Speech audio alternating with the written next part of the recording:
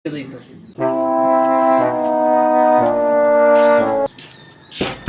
দরজা খোলে, রাফা রাফা দরজা খোলে।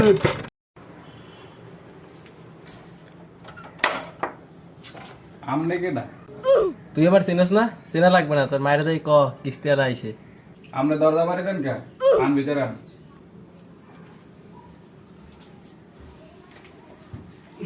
যা তোর মাইকে ডাক দে।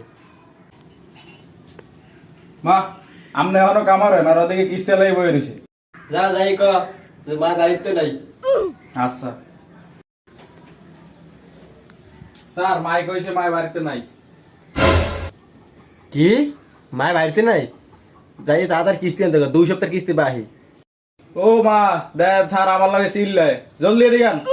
জারুরা এটা জারুরা আসতে বলো তো একটা। এ জারুরা তোর বাপটা আসিয়ে যায় নাই বাড়িতে।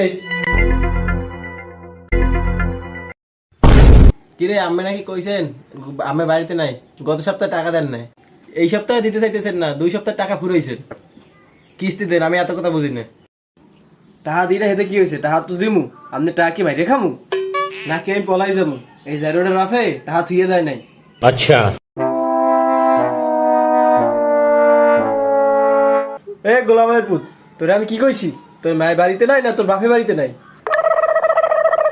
এ জারুরা থাকবো না তোমাকে বাড়ি। 100 দিন কইছি কিস্তি উঠান লাগবে না, হ্যাপারও খালি কিস্তি উঠে আর কিস্তি উঠে। এ গোলামের পুত, কিস্তি না উঠাইলে তুই স্কুলে যাবি কেমনে? না, আমি স্কুলে যাব না। এ জারুরা তুই স্কুলে যাবি না? দাঁড়ান স্যার। এ তুই স্কুলে যাবি না? না, কইছি না আম্মের যে আমি স্কুলে যাবো না। আম্মের কাম আমি কিস্তি দেন। আপা আমের গত সপ্তাহে 2,500 আর এই সপ্তাহে 2,500, মোট 5,000। আর সঞ্চয় কত দেবেন দেন।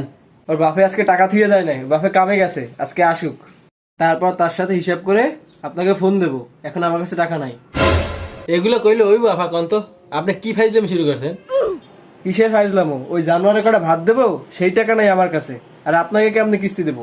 আচ্ছা এগুলো আন, তো বাসায় এলে কইস ওই কিস্তি ছেড়ে আইসা কতগুলো কথা শুনাইছে আমারে। এগুলো কোনো কথা ফা? আমি আরেকজনের ঘরে যাই হইলো কিস্তি টাকা আমার দেন। স্যার আপনি আল্লাহ দোয়া লাগে আপনি যান। আপনি এত চিল্লি করেন কি লিখে? ভাইয়া কোন সময় আসবে? বিহালে আসবে?